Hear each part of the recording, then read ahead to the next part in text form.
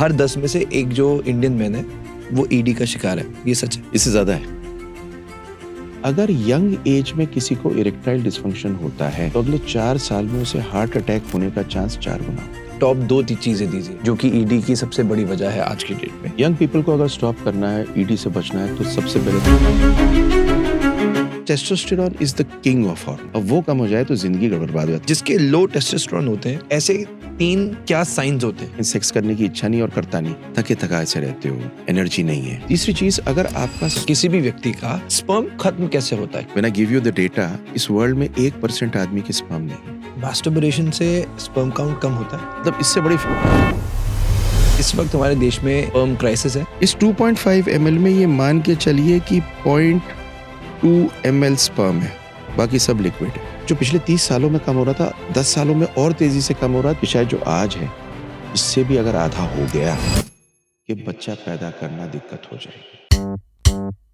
आदमी को हिंदुस्तान में एक एंजाइटी है, उसको ये लगता है बिगर द बेटर। उस पे कुछ लेप लगा के पत्ते लगाते हैं ऑन द पीनिस बढ़ाने के लिए, साइज टाइट करने के लिए।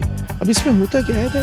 हर 3 में से एक मर्द को प्रीमेच्योर इजैकुलेशन होता है। जिसको हो रहा है उसको क्या करना चाहिए? रात को एक चीज खा ले और कल वीर्य बिल्कुल चमचमाता हुआ, धमधमाता हुआ, बिल्कुल तड़पते हुए स्पर्म दौड़ते हुए आएंगे। So primary testicular failure is like आपकी टेस्टिस का इंजन फेल हो गया है। She came inside and she said, बोली 5 मिनट के अंदर डिस्चार्ज हो जाता है। ये जो प्रॉब्लम है, क्या ये कॉमन है? 70% of people who come to me और कहते हैं डॉक्टर साहब बस एक काम करना है, हमारी बीवी को मत बताओ। What is the right time ejaculation?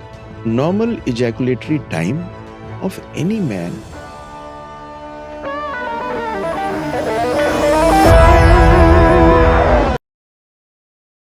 इतिहास में पहली बार होने वाला है कि आप किसी पॉडकास्ट में एक डॉक्टर को कॉन्डम कैसे डालते हैं वो सिखाते हुए आप देखने वाले। हो सकता है कईयों को थोड़ा वियर्ड लगे, बट आई एम प्राउड कि हम अपने देश में सेक्सुअल एजुकेशन फ्री में बांट रहे हैं। हमारे आज के गेस्ट ने बताया, जो हमारे दादाओं का स्पर्म होता था ना, हमारे पास उसका आधा है। आगे अगर ऐसा ही चलता रहा और आने वाले हमारे बच्चों का जो स्पर्म है वो उससे आधा हो गया जो आज है, फ्यूचर में बच्चे नहीं हो पाएंगे। इतनी सीरियस प्रॉब्लम है और हम उस पर फोकस नहीं कर रहे। आप अपने आसपास देख लीजिए, न्यूट्रिशन खराब है, एयर पोल्यूशन स्काईरॉकेटिंग, जितनी नेचुरल चीजें हैं वो सब अडल्ट्रेटेड है, अंदर तो खराब जा ही रहा है। और जो हमारा रिप्रोडक्टिव सिस्टम है, internally we are getting weaker. तो आज क्या करना चाहिए उसके बारे में बात करेंगे। प्रेजेंटिंग डॉक्टर सुनील जिंदल, 25 साल का एक्सपीरियंस है। ही इज एन एंड्रोलॉजिस्ट। एंड्रोलॉजिस्ट वो व्यक्ति होते हैं जो specifically male reproductive and sexual health के बारे में बताते हैं। 9,000 से ज्यादा लोगों को वो बेबीज दे चुके हैं because he is an IVF specialist and साथ ही is a laparoscopic surgeon as well. हर 5 में से एक व्यक्ति को इरेक्टाइल डिसफंक्शन है। क्या होता है, क्या करना चाहिए, स्पर्म काउंट बहुत घट रहा है, हम क्या कर सकते हैं, क्या प्रिकॉशंस ले सकते हैं। टेस्टोस्टेरोन इतनी इंपॉर्टेंट चीज है जो मेल्स के लिए दाढ़ी, वॉइस, स्ट्रेंथ, सेक्सुअल फंक्शन, बहुत ही चीजें जो मर्दों को चाहिए होती है वो टेस्टोस्टेरोन से आता है। आज की डेट में वो भी गिर रहा है। क्या साइंस होते हैं कि आपका लो टेस्टोस्टेरोन है, आपको क्या करना चाहिए, घर पे क्या कर सकते हैं जिससे कि इन सभी प्रॉब्लम से आप बच पाएं। कुछ हमने सेक्स पोजीशंस की बात करी, प्रेगनेंसी को भी टच किया और साथ ही वी टॉक्ड अबाउट मास्टरबेशन, क्या साइड इफेक्ट्स हैं और किन बातों का आपको ध्यान रखना चाहिए। बहुत पावरफुल कंटेंट है, इसलिए इस वीडियो को अपने दोस्तों के साथ और फैमिली ग्रुप्स में जरूर शेयर करें। बहुत लोग हैं जो अंदर से परेशान हैं पर किसी के साथ शेयर नहीं कर पाते। वर्किंग रियली हार्ड इस तरह का कंटेंट लाने के लिए। इस चैनल को सब्सक्राइब भी करें because super talks is not just a podcast channel. पिछले 8 सालों से 200 से ज्यादा अंडर प्रिविलेज बच्चों को हम फ्री ऑफ कॉस्ट एजुकेशन अपने एनजीओ द्वारा दे रहे हैं। So by subscribing to our channel आप ऐसा नॉलेजेबल कंटेंट ही नहीं ले रहे बल्कि अपने देश को आगे बढ़ने के लिए भी कंट्रीब्यूट कर रहे हैं। Enjoy the show. आपने एज की बात करी, मैं कहीं पढ़ रहा था ऐसा, अब मुझे नहीं पता ये सच है कि नहीं, कि 50s में जो मेन होते हैं वो सेक्सुअली ज्यादा एक्टिव हो जाते हैं। अब स्माइल क्यों आ गया आपकी नहीं चेहरे नहीं, मैं बता नहीं, आपको मैं इसका रीजन बताऊंगा। हाँ, ये सच है वैसे? हाँ, ये सच है। ओके। मतलब एक्टिव ज्यादा नहीं होते, हाँ, उनकी परफॉर्मेंस एज के हिसाब से कई बार बेहतर होती है। जैसे परफॉर्मेंस, अब देखिएगा मैं आपको बताता हूँ, यंग आदमी के अंदर परफॉर्मेंस एंजाइटी बहुत ज्यादा होती है। उसका रीजन क्या है कि वो यंग एज में सोचता है कि his performance is going to give him the marks which make him a man. Number 2, आज के दिन में मल्टीपल पार्टनर्स हो गए, तो मल्टीपल पार्टनर्स में इंटीमेसी तो होती नहीं, कोई मोहब्बत की कहानी तो है नहीं, सिर्फ सेक्स की कहानी है। तो कहानी यह है कि साहब परफॉर्मेंस कैसी रहेगी। अब इस परफॉर्मेंस एंजाइटी में, और नंबर 2, यंग आदमी आज के दिन में दिन भर पॉर्न देखता है। सिंपल सी बात सुनो आप, नशों की कहानी कहूं, सबसे खराब नशा सिगरेट स्मोकिंग, कोकेन, वेप नहीं है। सबसे खतरनाक नशा पॉर्न है, जो फ्री में आपके फोन में हर इंसान के पास में हर समय, सुबह देखो, शाम देखो, दोपहर देखो। पॉर्न बड़ी सिंपल सी चीज करता है। पॉर्न इस जवान आदमी को एक तो सपने दिखा देता है, सुपरमैन जैसी कहानी देखता है, रियल सेक्स तो होता नहीं, रियल सेक्स देखता है, उसको लगता है शायद सेक्स ऐसे ही होता है। फिर जब इसके पास में वुमन आती है, द रियल ह्यूमन बीइंग जिससे इंटीमेसी होनी है, वो अलग हो जाती है, वो वैसी नहीं होती। रिलेशन होता नहीं, पॉर्न देखा होता है, परफॉर्मेंस एंजाइटी होती है, परफॉर्मेंस पुअर होती है। अब 50 की उम्र में क्या होता है, आदमी को कोई उस टाइम पे परफॉर्मेंस की तो कहानी है नहीं, intimacy becomes more important than probably performance at that time. And this story brings them to an area where they have experienced a lot in life. It is not that they have to perform all the time. And the fact remains that they may be having a more stable relationship with the woman. So sex becomes more enjoyable for them at times. Sensible. The only thing is I like to add in it, but एक अजीब सी चीज दूसरी कहता हूँ आपसे, erectile dysfunction India में बहुत बढ़ रहा है। 2 रीजन से बढ़ रहा है, कोलेस्ट्रॉल बढ़ रहा है, diabetic capital of the world है, नसें बंद हो रही हैं, और इस कारण से 40 साल के बाद में, 50 साल के बाद में 40% इंडिया का आदमी नहीं, वर्ल्ड का आदमी, इंडिया में ज्यादा है बल्कि, has erectile dysfunction of some side. तो erectile dysfunction may be there, but performance anxiety is less.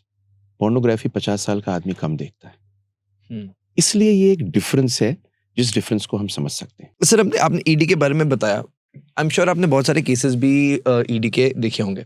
अगर मैं कहूँ कि अभी तक का सबसे वियर्ड इरेक्टाइल डिस्फंक्शन का केस कौन सा था, तो क्या एक्सपीरियंस होगा? वियर्ड नहीं, वो बताऊंगा जिसकी वजह से मेरा इंटरेस्ट जागा इस काम में। ओके, श्योर, मैं बताता हूँ। देखिए, I am a fully trained surgeon. I was very fortunate to be with in Mulazad Medical College as a registrar, as a postgraduate, and we had this amazing professor, Professor Ramachandra Murthy Kasa. अब doctor Ramchandra Murthy Kasa का एक शौक था कि दुनिया में जो नया हो रहा और कोई और आदमी ना कर रहा, वो मैं करूं। तो उनके पास में एक खजाना था, जिस खजाने में स्पर्म एंड सेक्सुअल डिस्फंक्शन, ये दोनों चीजें, मैं आपसे बात कर रहा हूं 94-95 की। ओके, 94, 30 साल पुरानी बात कर रहा हूं। तो ऐसा हुआ कि अब इसमें दो पहलू हैं, एक छोटा सा किस्सा बताने में बड़ा मजा आ रहा है, प्लीज, है ना। तो ऐसा हुआ कि डॉक्टर काजा ने हमें बताया कि now I will operate on the testis, I will open up the testis, and testis खोलने के बाद में मैं इसमें स्पर्म ढूंढूंगा। अब उस जमाने में एयर कंडीशनिंग बहुत अच्छी होती नहीं थी। अब 3 घंटे 4 घंटे में डॉक्टर काजा एक स्पर्म ढूंढते थे, टेस्टिस को खोल के माइक्रोस्कोप के नीचे, और कहते, Jindal, I have found a sperm. तो मैं कहता था, what will you do with this sperm? तो कहानी ये होती थी कि कुछ भी नहीं कर सकते थे। बट यू नो क्या हुआ, that in 2004 when we started doing ICSI एक चीज होती है जिसके अंदर आप इस स्पर्म को लेके, एक स्पर्म को, और एग के अंदर प्रवेशित करा के इंजेक्ट कर सकते हो, इंट्रासाइटोप्लाज्मिक स्पर्म इंजेक्शन। स्पर्म को आपने लैब में, वाइफ के अंडे को निकाला, उसके अंदर लैब में इंजेक्ट किया, एक स्पर्म बाल के 1000वें हिस्से जितना छोटा होता है। तो to be able to do that and then make those embryos and give children to the people, उसी का तो dots got joined। तो डॉक्टर काजा के पास में हम बैठ के कहते थे, पसीने निकलवा दिए, मतलब जैसे थे कमीज से पजामे तक पसीना ही पसीना है, MAMC के थिएटर में। वो कहानी ने एक्चुअली एक जगह पे हमें लेके आए, जहां पर हम अंडे के अंदर स्पर्म को इंजेक्ट करके एजोस्पर्मिक, जिसका स्पर्म सीमन में नहीं है वो उसी का बच्चा दे सकते हैं। और आज 60% लोग जो एजोस्पर्मिक उन्हें बच्चा दे सकते हैं। तो मैंने एजोस्पर्मिया का कहा। अब ईडी की आपने पूछी तो मैं यहीं से उस कहानी को पूरा करता हूँ। श्योर। तो वहां पे होता क्या था कि ईडी का बहुत मरीज होता था। उस जमाने में वायग्रा वगैरह तो होती नहीं थी, तो इंट्रापिनाइल इंजेक्शन होता था। वो क्या होता था कि एक इंट्रापिनाइल इंजेक्शन लगाते थे जिससे पेनिस के अंदर इरेक्शन होती थी, और इरेक्शन होने के बाद में वो इरेक्शन रहती थी और आप इंटरकोर्स कर सकते थे, दोबारा फिर इंजेक्शन लगाना पड़ता था। तो डॉक्टर काजा ने उस टाइम पर नए नए जो सीख के आए थे उन्होंने इंट्रापिनाइल इंजेक्शन का एक सिस्टम चालू किया मुलाजार मेडिकल कॉलेज में। तो आपको एक किस्सा सुनाऊंगा, अब ये हंसने का नहीं, ये इसका आप पीड़ा देखिए इंसान की। श्योर। इंसान के पास में लुंगी होती थी, लुंगी लेके आता था और कहता था, मुलाजार मेडिकल कॉलेज में अरविंद हॉस्पिटल है साथ में, आके कहता डॉक्टर साहब इंजेक्शन लगाना 2 बजे। तो हम कहते भाई 2 बजे क्यों लगाएं? बोले डॉक्टर साहब बस निकलती है 426 नंबर की, 2:15 पे इंजेक्शन लगाना, लुंगी बांध के बस में चढ़ जाऊंगा। तो ये ऐसे इंटरेस्टिंग चीजें जिंदगी में आई। फिर दूसरा जो किस्सा जिसने मुझे एक्चुअली इस लाइन पे लाए, वो बड़ा इंटरेस्टिंग किस्सा। उसमें क्या हुआ कि ये मुझे आज तक याद है, 14 अगस्त का दिन था, 15 अगस्त अगले दिन छुट्टी थी। मैं प्रैक्टिस में आ गया था, मेरठ में था, नीचे मेरा हॉस्पिटल था, ऊपर में रहता था। करीब सुबह 8:15 बजे का टाइम होगा। हमारे एक मैनेजर थे, उनका नाम था इकबाल साहब। तो इकबाल साहब का एकदम से फोन आया, डॉक्टर साहब फौरन नीचे आ जाओ, बड़ी दिक्कत है। तो आई थॉट कोई इमरजेंसी होगी, क्या हो गया। मैं नीचे आया तो मैंने देखा एक सज्जन थे वहां पे, and he was crying incessantly and he said कि सुसाइड कमिट करने जा रहा हूं। मैंने सोचा सुसाइड कमिट करने से पहले डॉक्टर साहब से मिल लूं। तो मैंने बुलाया अंदर कमरे में, तो बोले देखिए ऐसा है कि मैं किसी लायक हूं नहीं, इरेक्शन मुझे होती नहीं, घर वाले जबरदस्ती शादी कर रहे हैं, कल मेरी शादी कर रखी है, समाज में तो मेरी बदनामी होगी, लड़की की जिंदगी बेकार होगी, इससे पहले सोचता हूँ सुसाइड कमिट कर लूं। उस समय वायग्रा वगैरह कुछ नहीं थी, ये पिनाइल इंट्रापिनाइल इंजेक्शन होते थे। खैर एनीवे मैंने उसे बुलाया, बिठाया, एक गिलास पानी पिलाया। सबसे पहले मैंने उससे पता क्या कहा, मैंने कहा देख पहली बात तो सुसाइड करिए मत मेरे भाई, तेरे को ठीक कर दूंगा, लेकिन अगर तू करने गया तो चिट्ठी में मेरा नाम मत लिखिएगा।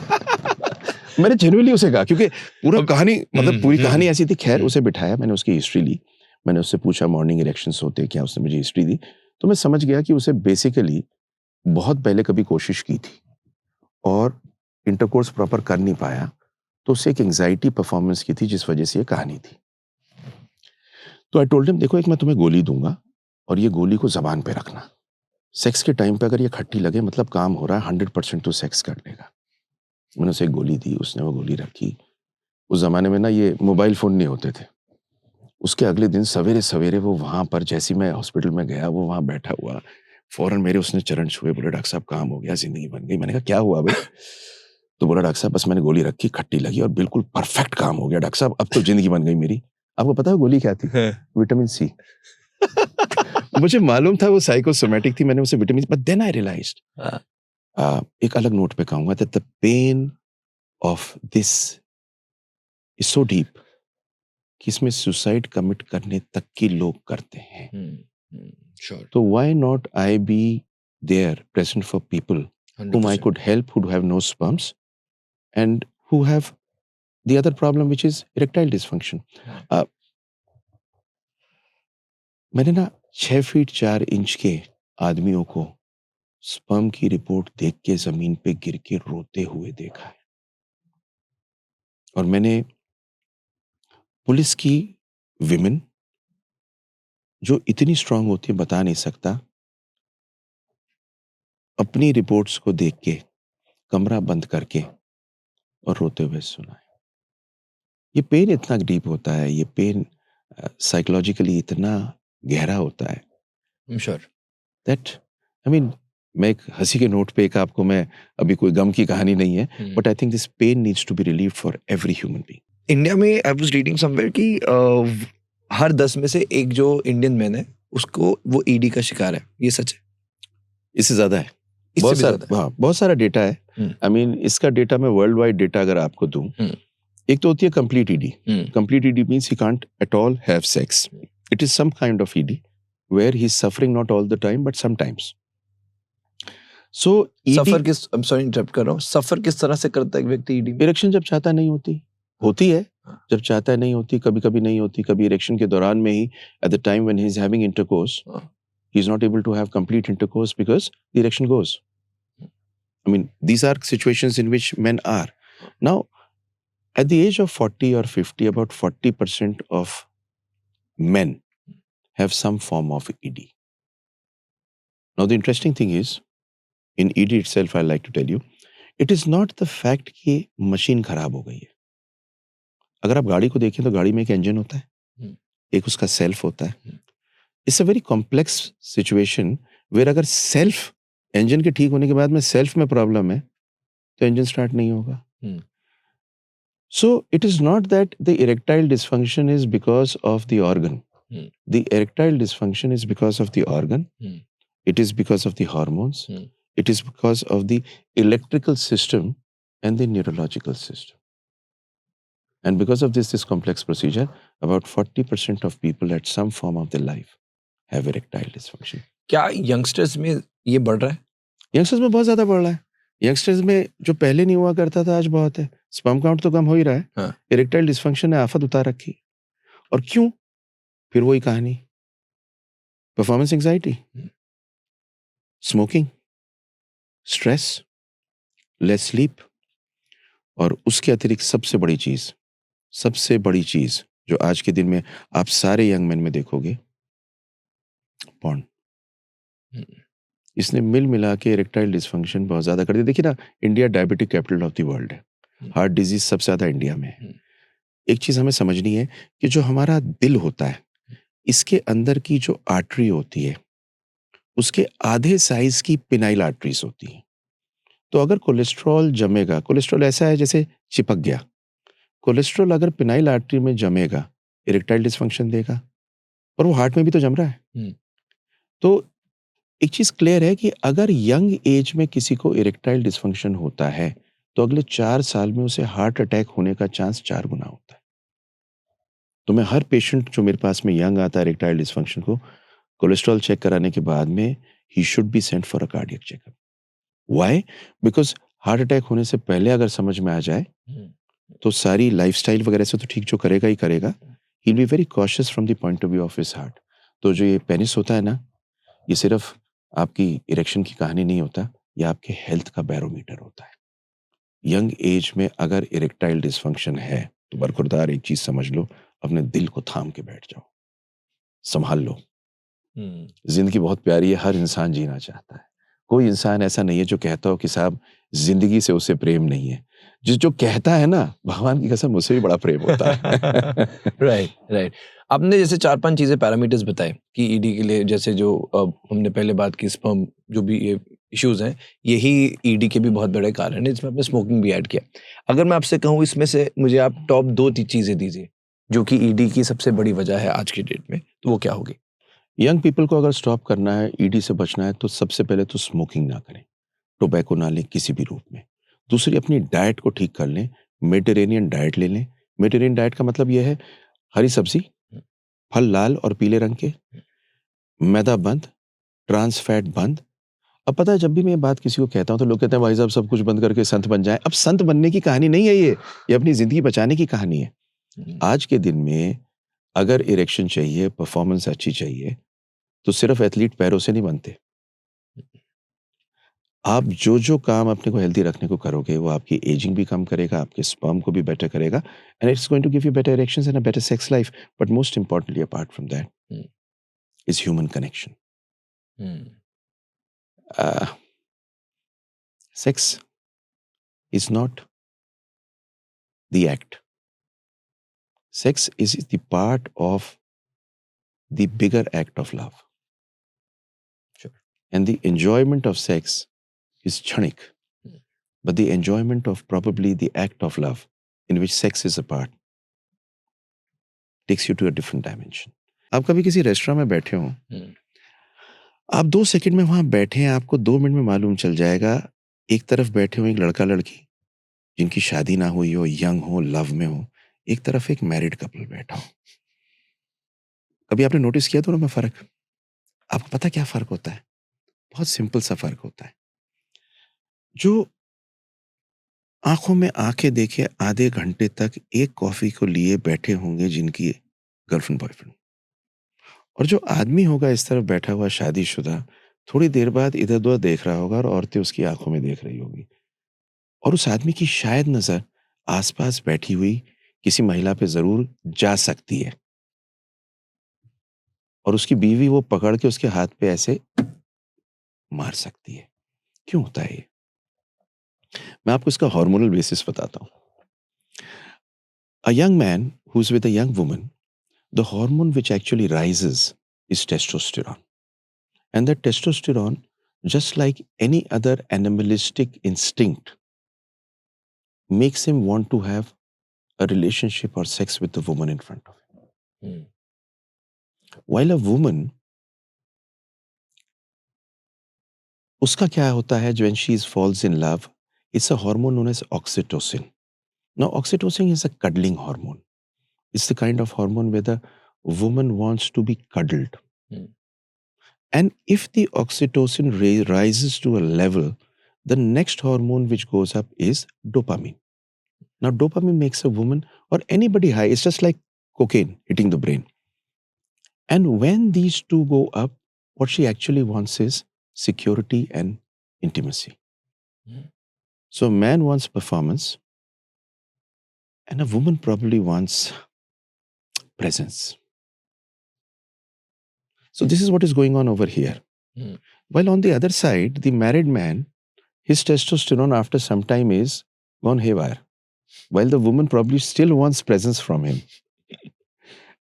Agreed. So this is the beauty about what happens really. Sir जैसे ईडी की अक्सर लोग बात करते हैं, डू यू थिंक कोई और ऐसी चीज है जो कि मे बी अपकमिंग टाइम्स में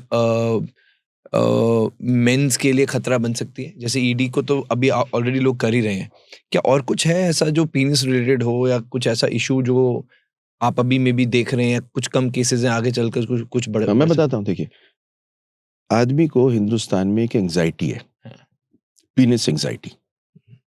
उसको ये लगता है बिगर द बेटर, और आदमी साइज।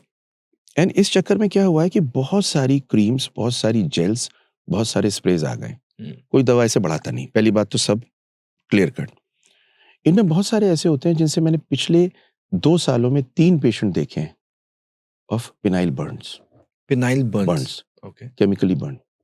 कुछ लगाया, क्या लगाया क्या नहीं पता, लुब्रिकेंट वगैरह ऐसा? लुब्रिकेंट लगाया, कुछ जेल्स लगाई, कुछ पत्ते बांधे। पत्ते भी तो बनते हैं इसके ऊपर, पत्ते बनते हैं। अलग अलग लोगों की अलग अलग दवाई की प्रक्रिया होता है। कुछ गर्म पत्ते बांध देते हैं, कुछ बस में डाल के पत्ते बांधते हैं। अब अरे मैं बता रहा हूँ आपको, मेरे पास पत्ते बताओ मुझे, पत्ते क्या है ये? देखिए, ऐसा होता है, आयुर्वेदिक ट्रीटमेंट के लिए जाते हैं। अब वो आयुर्वेदिक वगैरह कुछ नहीं होता, क्योंकि साइंस अलग होती है, कुछ अलग होती है। ओके, उस पे कुछ लेप लगा के पत्ते लगाते हैं वो on the penis. On the penis, बढ़ाने के लिए, साइज टाइट करने के लिए। अब इसमें होता क्या है that the skin of the penis is delicate, and this leads to this particular thing. ये रेयर होता है, मतलब this is not very common, but मैंने देखा है इसलिए आपसे कह रहा हूँ। होता है। बस स्प्रेज आते हैं, एक तो ये, दूसरा जेल्किंग करते हैं। जेल्किंग में फाइब्रोसिस हो जाती है, एक प्रोसीजर करते हैं। एक नंबर 2, ये तो हो गया वो वाली चीजें जो मैंने आपको बताई, जो फ्यूचर में इरेक्टाइल डिसफंक्शन और पिनाइल लेंथ को तेज करने वाली कहानी, ये तो मैंने आपको वो बताई। बट कभी कभी मुझे ऐसा लगता है कि कुछ चीजें जैसे porn, multiple partners, stress, performance anxiety. Porn की प्रॉब्लम पता है क्या है? एक अजीब, जो आजकल मैं देख रहा हूं, आदमी पॉर्न देखता है, दिमाग डोपामिन से फ्लड होता है, डिसेंसिटाइज हो जाता है। जैसे कोकेन की एक डोज के बाद में उसे ज्यादा डोज चाहिए, ऐसी पॉर्न उसे कुछ और देखनी है, फिर तीसरी तरह की देखनी है, फिर चौथी तरह की देखनी है। अल्टीमेटली ब्रेन डिसेंसिटाइज हो जाएगा। जो वो पॉर्न देखता है, that is very different from what real is. He thinks what is porn is real, should be real. When it is not real, he has no interest present in the real sex or real intimacy. मेरी clinic में मैं आपको 2 अलग अलग किस्से सुनाऊंगा which will exemplify this. ये मेरे ख्याल से 2-2.5 साल पुरानी बात है। This couple came to me. And the wife said he has no interest in me. And probably my husband has interest in some other women. So he doesn't have intercourse with me. So मैंने कहा आप बाहर बैठिए, I'll talk to the husband. The husband said, there is no problem, sir. I have regular erections, but I don't like her. So I said, what do you like? He says, sir, I satisfy myself with porn because I've been seeing it for a long time. And the porn is something in which there is so many things which I can do. But I don't think I would like to have sex with her. Now, they had come for children, which means that basically we're not having sex for a long time. So one is this picture. Of course, I had to put him onto the porn detoxifying and all Right. those things. वो तो एक अलग चीज हो गई. The second thing was that this couple came, this lady must have been about 28 years of age or 25 years of age, and the gentleman was about 40 years of age. She said, and she came inside and she said, Dr. Sahab, I've brought him, please इन्हें ठीक करिए because he needs to be set right. So I said, what happened? She said, he just can't last. So I talked to the man. The man said, I'm okay. There is not much problem. मैं बिल्कुल ठीक ठाक हूँ doctor साहब, बाकी कोई खास बात दिक्कत नहीं है. बोली 5 मिनट के अंदर डिस्चार्ज हो जाते हैं. So I looked at the man. I said, क्या है? बोले जी 5 मिनट या उससे ज़्यादा मैं डिस्चार्ज होता हूँ. So I looked at the woman. I said, देखिए, the normal duration of a man is what your husband has. And he's absolutely fine. She said, ऐसे नहीं होता डॉक्टर साहब. This was because that porn had made her think that the whole thing lasts for about half an hour. So, porn is something which actually is corrupting the mind of young people. अक्सर मैं ये चीज सोचता हूँ, जैसे जब हम metro cities में रहते हैं, हर एवरी अदर डे हम नई नई कुछ स्टडीज देखते हैं. Now because you meet lot of men, पिछले 30 साल के करियर में बहुत से आप लोगों से मिले, लाखों हो गए, लाखों लोगों से मिले. हाँ, लाखों लोग. बहुत बढ़िया. तो अगर मैं आपसे पूछूं कि इन सभी में मैस्कुलिनिटी की क्या डेफिनेशन है, what is that for you? No, I will tell you. आदमी के दिमाग में क्या और असल में क्या है. हाँ. आदमी के दिमाग में दो चीजें मैस्कुलिनिटी को दिखाती हैं. Number 1, performance. परफॉर्मेंस मीन्स कि मेरे भैया कितनी बार कितनी देर तक कर पाया. And the second thing is sperm count. Now the problem is masculinity and mardangi has nothing to do with your sperm count. It has to do only with one thing. How much of support can you give to your woman who needs it at the moment when she needs it? Sure. एक add आया करता था Raymond's man, याद है आपको? मेरा favourite add था, बड़ा पुरानी बात है. उसके अंदर the man and a real man is one, जिसकी स्टोरी मैस्कुलिनिटी की उसकी सेक्सुअल परफॉर्मेंस से नहीं है. It is only on one particular thing. How responsible is he? वो जिम्मेदार कितना है, और उसके कंधों पे वो अपने परिवार और अपनी वुमन को ले जाने का मादा क्या रखता है. खूबसूरत. That's what I honestly believe. बल्कि मैं तो कभी कभी ये सोचता हूँ कि आदमी की निगाहों को आप देखो, औरत की आंखों में देखता रहा या कहीं और देख रहा है, उससे आपको मालूम चल जाएगा मर्द है या नहीं. Wonderful, wonderful. That's what wonderful, happens. Wonderful, beautiful. Sperm count की प्रॉब्लम, डू यू थिंक कि इस वक्त हमारे देश में एक तरह से स्पर्म क्राइसिस है? गजब की. और ऐसी स्पर्म क्राइसिस है, मैं थोड़ा सा डेटा पे बोल लूं. प्लीज. तो देखिए, the data tells us one thing very clearly. In the last 40 years, sperm count has decrease 52%. तो सिचुएशन ऐसी है कि आज के दिन में जितना आपको मस्त जमा लड़के दिखते हैं, अगर इनके दादाजी से इनका स्पर्म कंपेयर किया जाए तो it is half. But the issue is, what it was decreasing in the last 30 years, that decrease has accelerated in the last 10 years. Which means कि जो पिछले 30 सालों में कम हो रहा था, 10 सालों में और तेजी से कम हो रहा है. तो अगले 20 सालों में ये सोचा जाता है कि शायद जो आज है, इससे भी अगर आधा हो गया तो इंसानी रेस को बच्चे पैदा करने में दिक्कत हो सकती है. Only based on the sperm count. और इसकी स्टोरी अगर बड़ी गहराई से देखें, it is based on the modern lifestyle we have. अगर मैं तोड़ूं इसे, क्या हुआ? तो स्पर्म इज SPERM, एंड इसका आंसर ही SPER में.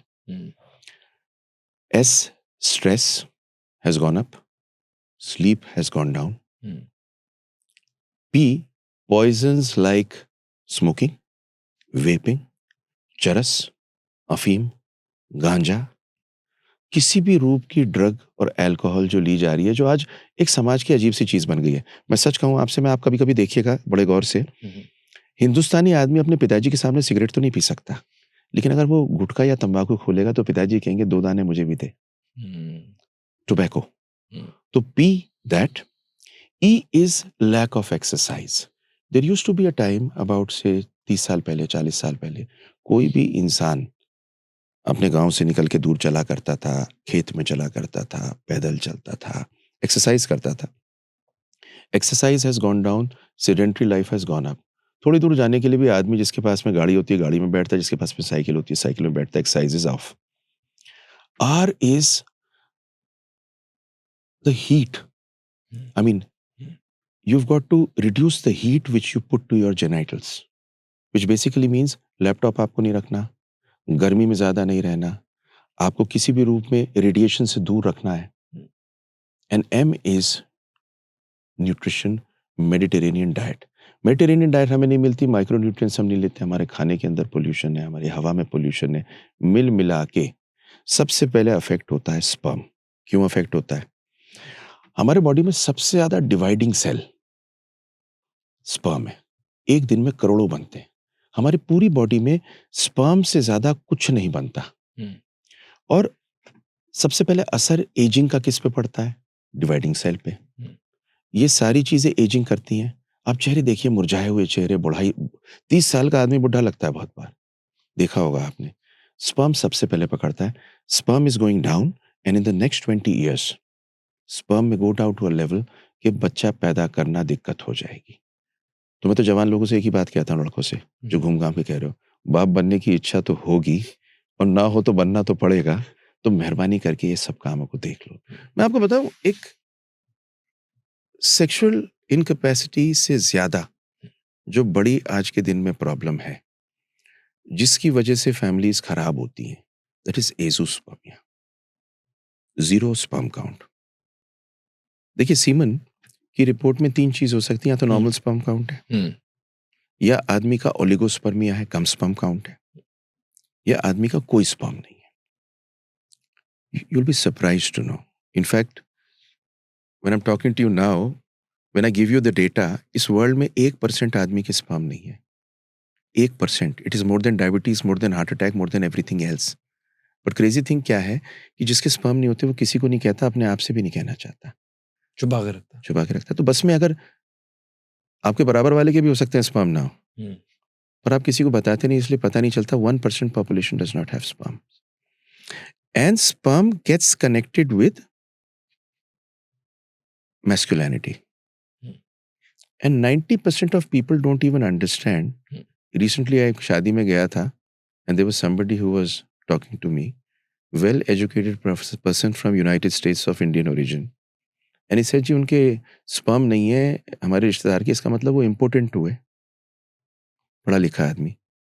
तो आप ये सोचो कि आम आदमी को ये समझ में नहीं आती कि इरेक्शन का एजोस्पर्मिया से कोई वास्ता नहीं है।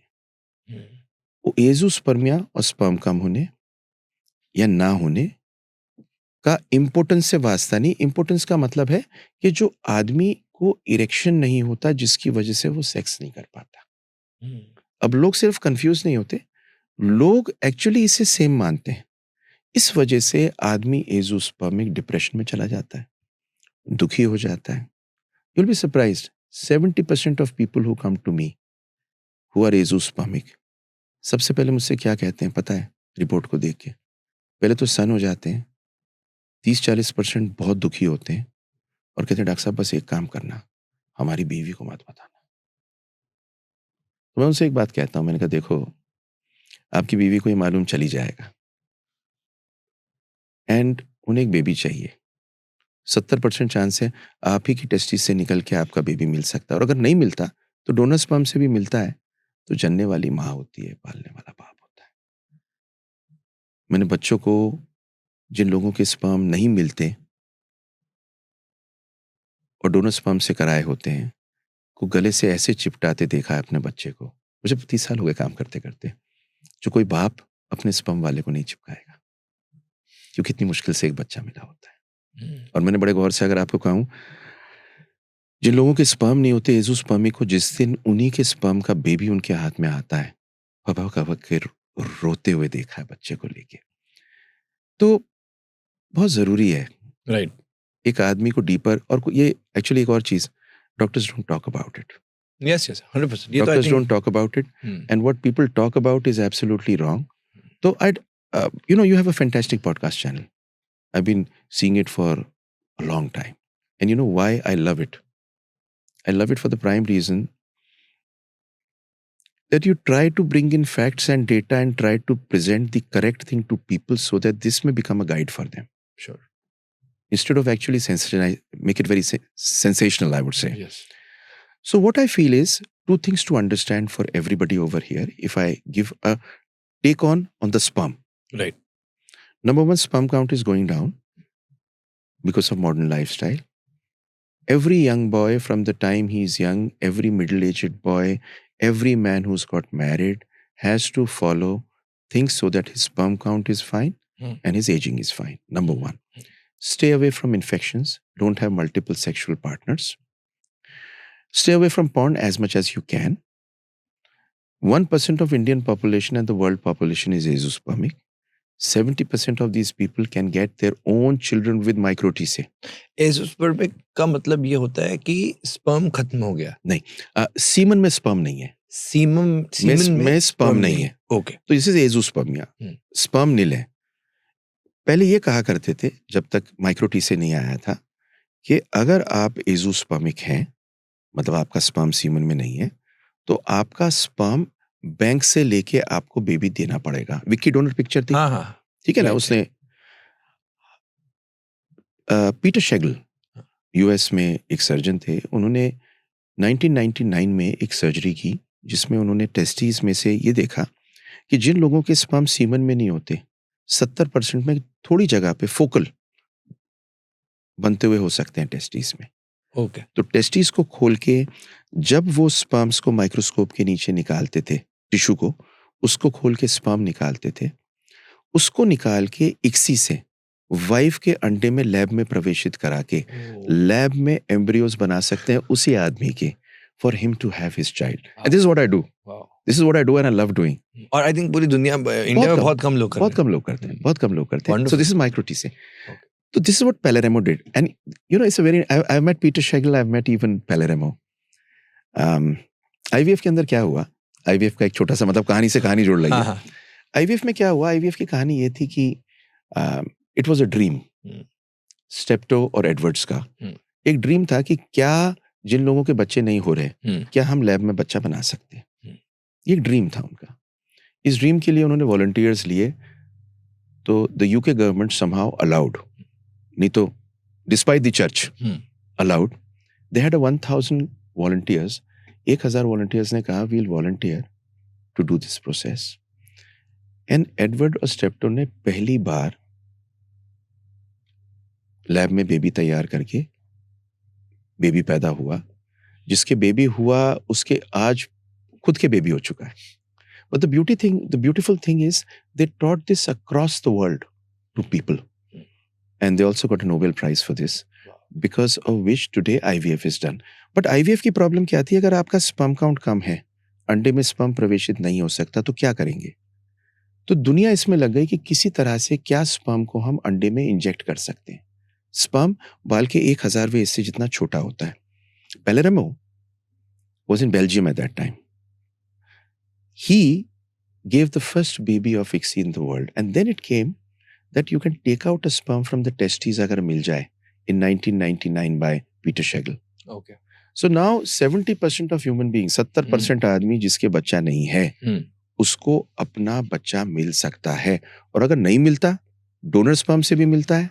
मैं कहता हूँ तभी तो बच्चा उसी का है. बच्चा, राइट. यानी सर सिंपल सी बात है कि स्पर्म सीमेन निकल रहा है, उसमें स्पर्म नहीं है, तो आप क्या कर सकते हो? अपने टेस्टिकल से, जैसा आपने बताया, वहां से स्पर्म चांसेस है वहां पे स्पर्म मिल जाए.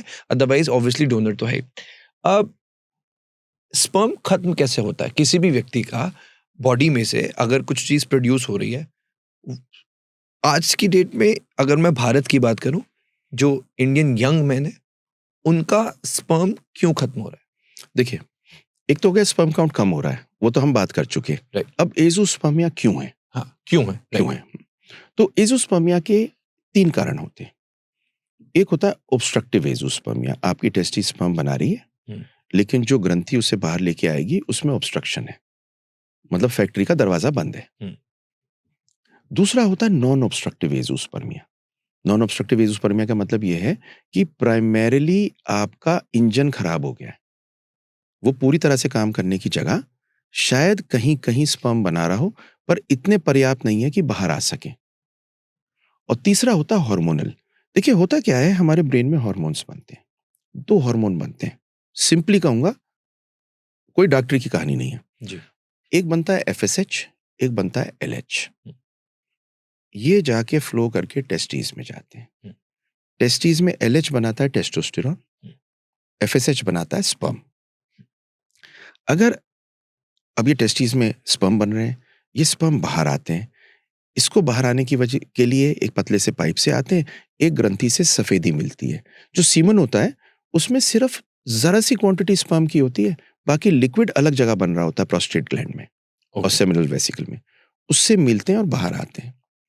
तो 3 जगह खराबी हो सकती है। या तो ब्रेन से हार्मोन नहीं बन रहा, एक तरह से कहूँ तो पेट्रोल नहीं आ रहा, हम्म। या टेस्टिस काम नहीं कर रही। क्यों? Primary testicular failure, okay.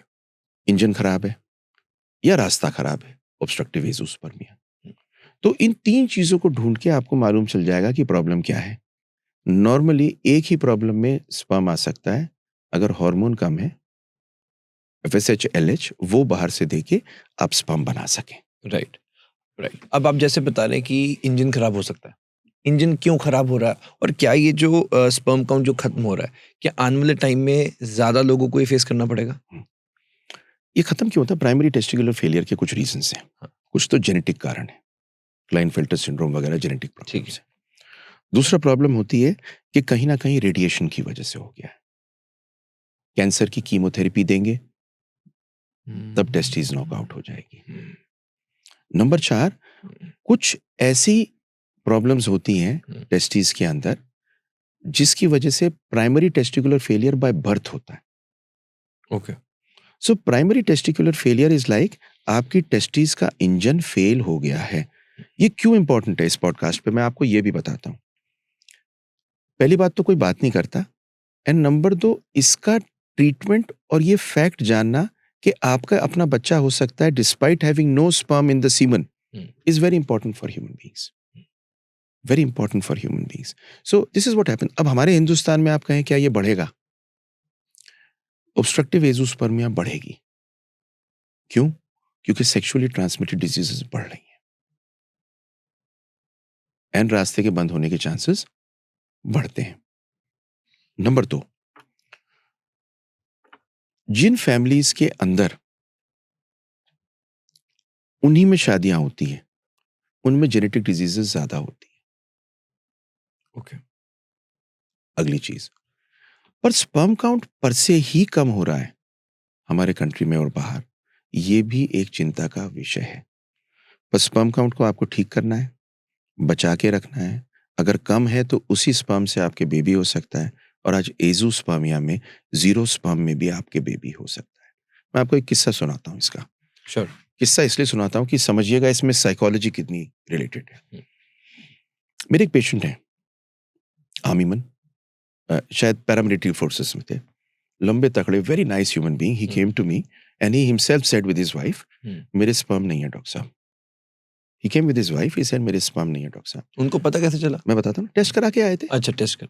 I thought कोई पैरामीटर है कि नहीं कोई नहीं भी नहीं, बता टेस्ट करा, सकता। मेरे स्पर्म नहीं है डॉक्टर साहब। मैं अपनी वाइफ के साथ में आया हूँ, और क्या आप मुझे मेरे ही स्पर्म का बेबी दे सकते हैं? This was his conversation. So I asked him कि एग्जामिन किया।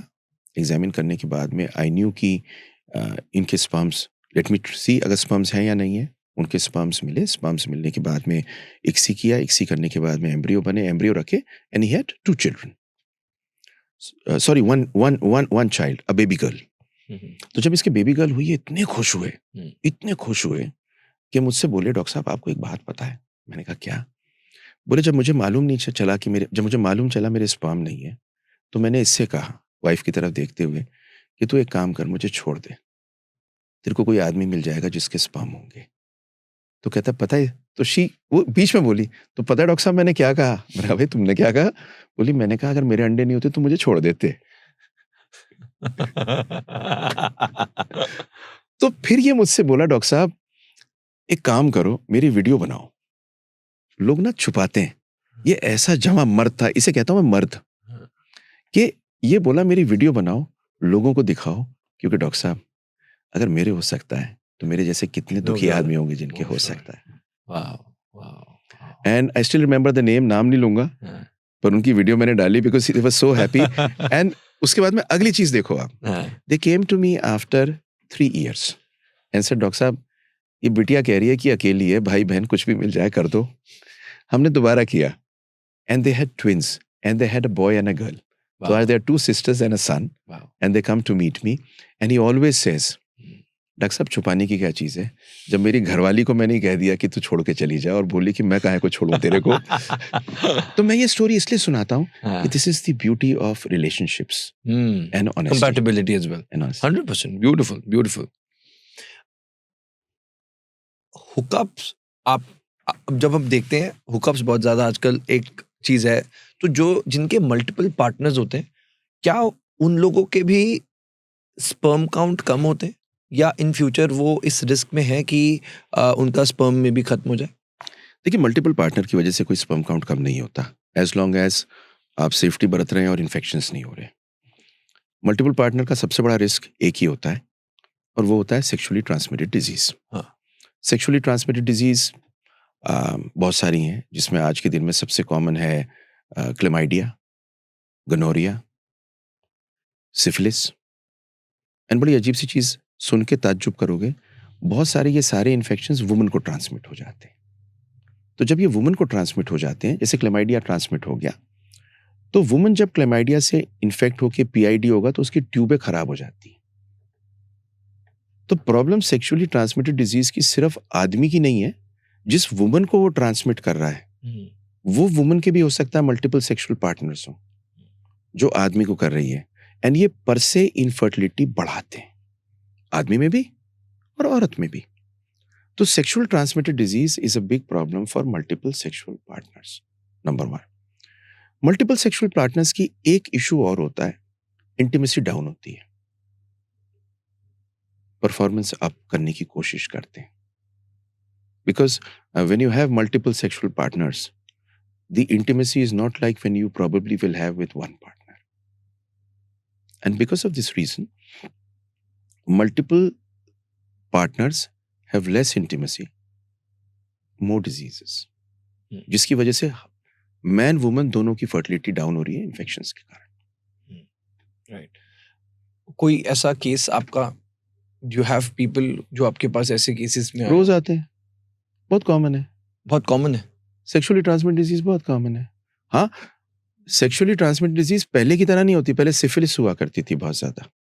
ओके। आज गनोरिया, क्लेमाइडिया, यूरिया प्लाज्मा। देखो एक चीज और होती है, I will explain to you.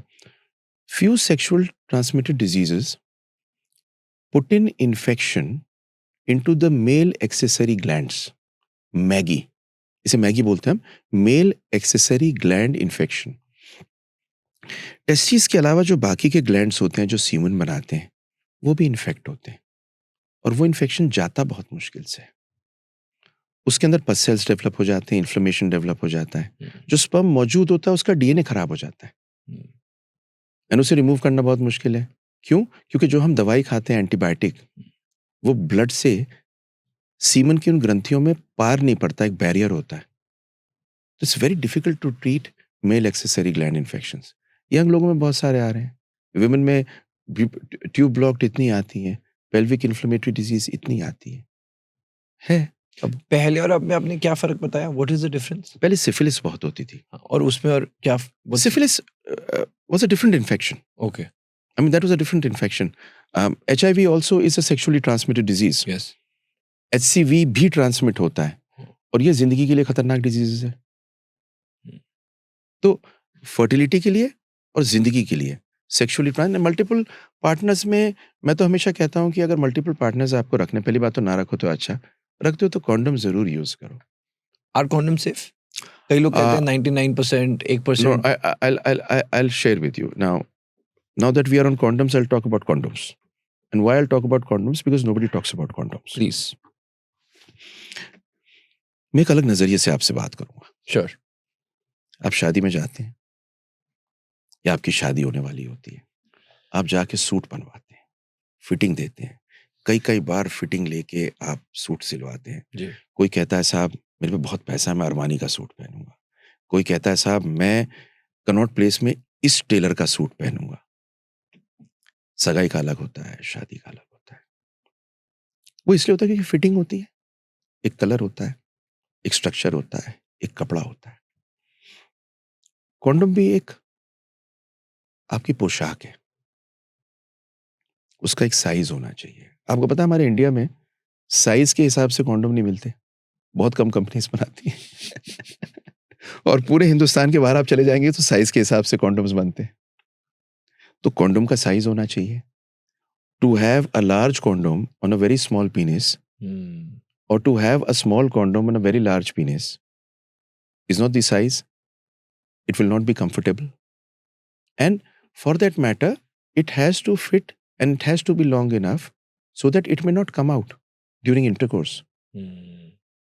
Then you apart from that need to have, अब तो देखिए आपको अलग अलग कलर्स, अलग अलग फ्लेवर्स, पता नहीं क्या क्या चीज़ें, वो सब ठीक है, वो जो है. But what I need to say is a condom, every person who uses a condom should know how to put on a condom, know how to take off a condom, know that he needs to use condom always if he has multiple sexual partners. Condom may keep you safe, not always, but most of the times. This is something which every man needs to realize. So don't have multiple partners.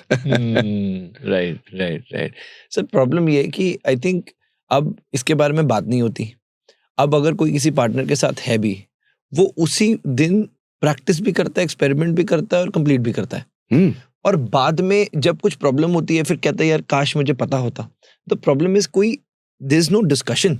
और अगर आप जैसे आपने बताया कि condom को पहनना कैसे है, उतारना कैसे है, अब आप सोचिए कि कोई किसी पार्टनर के साथ है, कितने लोग उसको पहले देखेंगे, कंज्यूम करेंगे, उसके बाद जाकर उस चीज को करेंगे, बिकॉज वो एक इस तरह का टैबू है. मुझे लगता है कि आपकी बात से एक चीज समझ में आ गई. I am going to make a video on how to wear a condom. 100%. And I've not seen that video. Because there is no video. Really? And I think that will be very fulfilling. 100%. थोड़ा सा आप यहाँ पे थोड़ा glimpse तो दे दीजिए.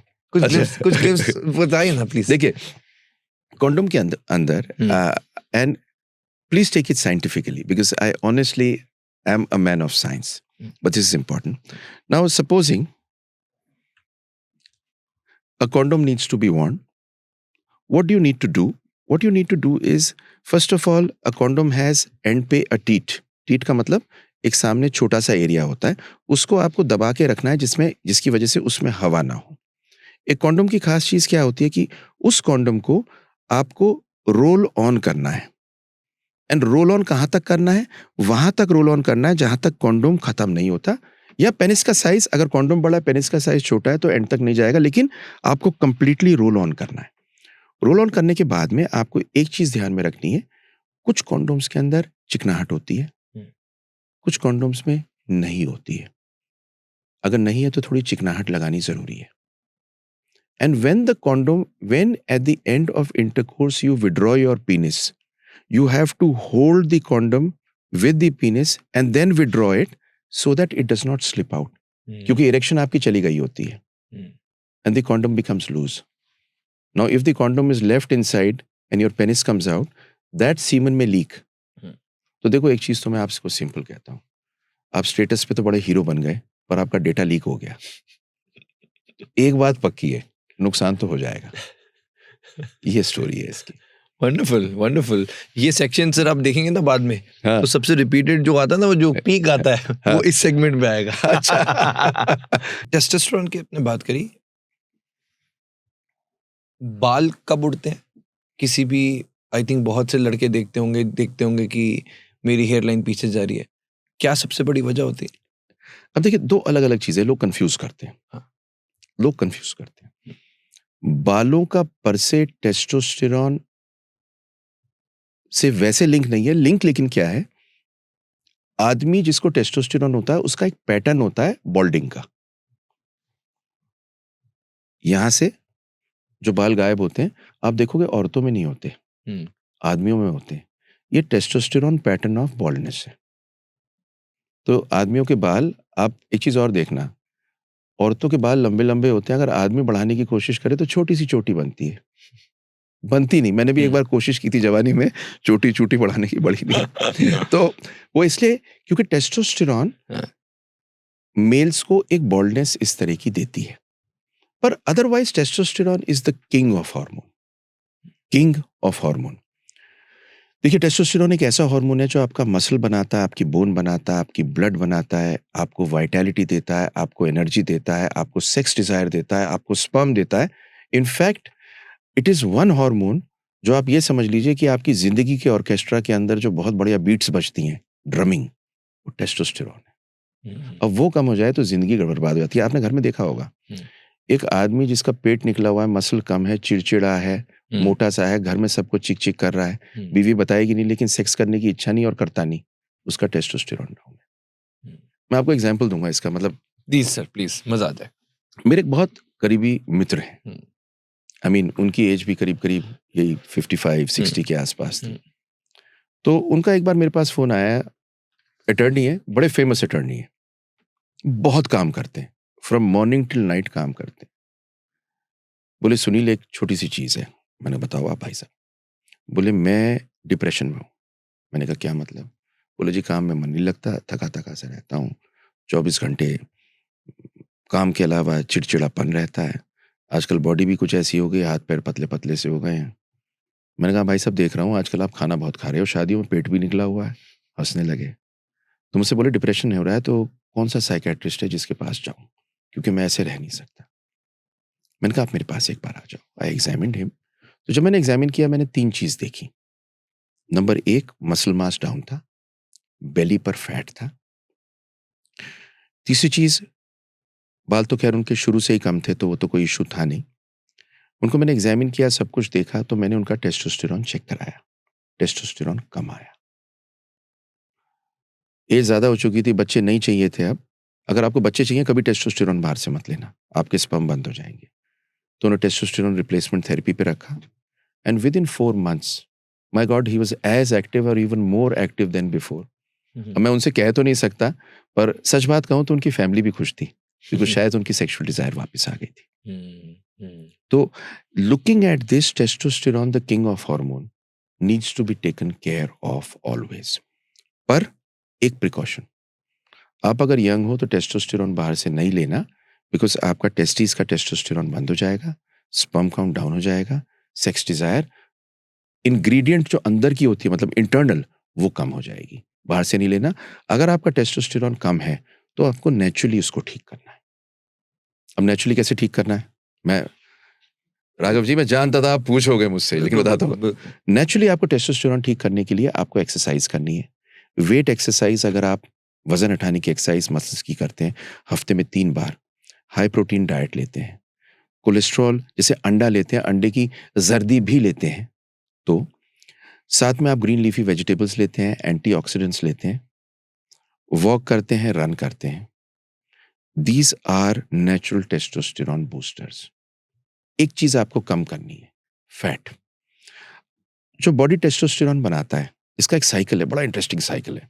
Complicated cycle को simplify करता हूं प्लीज। तो भाई साहब ऐसा है कि टेस्टिस ने बनाया टेस्टोस्टेरॉन, पेट पे है चर्बी, घूमता हुआ है चर्बी के पास, चर्बी ने फौरन उसे कन्वर्ट कर दिया टेस्टोस्टेरॉन को ईस्ट्रोजन में। ईस्ट्रोजन है फीमेल हार्मोन। तो आदमी का आपने देखा होगा जिसका टेस्टोस्टेरॉन डाउन होता है, उसकी चेस्ट के ऊपर भी थोड़ा फैट आना शुरू हो जाता है। उसने उसे ईस्ट्रोजन में कन्वर्ट कर दिया, तो टेस्टोस्टेरॉन और कम हो गया।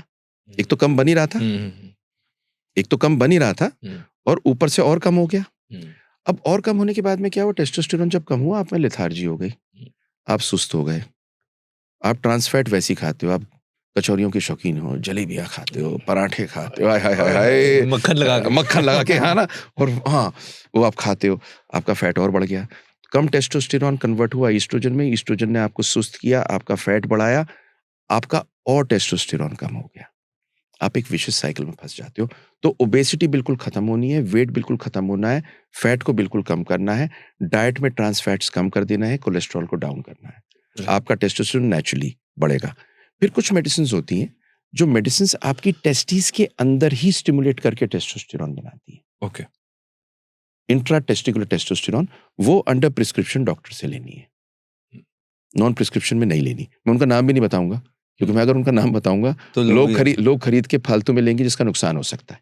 नहीं, फेयर, बिल्कुल। That's the story. मतलब सर सिंपल सी बात ये है कि टेस्टीज में जो टेस्टोस्टेरोन है वो एक हार्मोन है जो कि सबसे आपने कहा इंपॉर्टेंट है, और जैसे ही पेट बढ़ता है टेस्टोस्टेरोन, आपने जिस तरह से बताया कि पेट बढ़ने की वजह से, ओबेसिटी की वजह से वो एस्ट्रोजन बन जाता है, जिसकी वजह से जो फीमेल कैरेक्टरिस्टिक्स है वो लड़कों में होना शुरू हो जाता है। एस्ट्रोजन फीमेल हार्मोन है, राइट। सिंपल। अच्छा, जो मेल बूब्स आते हैं वो इसी वजह से होते हैं? मतलब ये भी एक कारण है, वन ऑफ दोस। बहुत सारे कारण होते हैं, ये भी एक कारण है। अच्छा, ये भी एक कारण है। और क्या क्या होता है? जब गायनेकोमेस्ट्री होता है, जेनेटिक होता है, कई बार फैट जमा ओरिजिनली होता है, कई बार हार्मोन डिसबैलेंस होता है, फॉर मेल बूब्स, हाइपोगोनाडिज्म होती है, अच्छा, बहुत सारी चीजें होती हैं। ये डायग्नोज होना जरूरी है only because of the reason कि आपकी हार्मोनल टेस्टिंग होनी जरूरी है।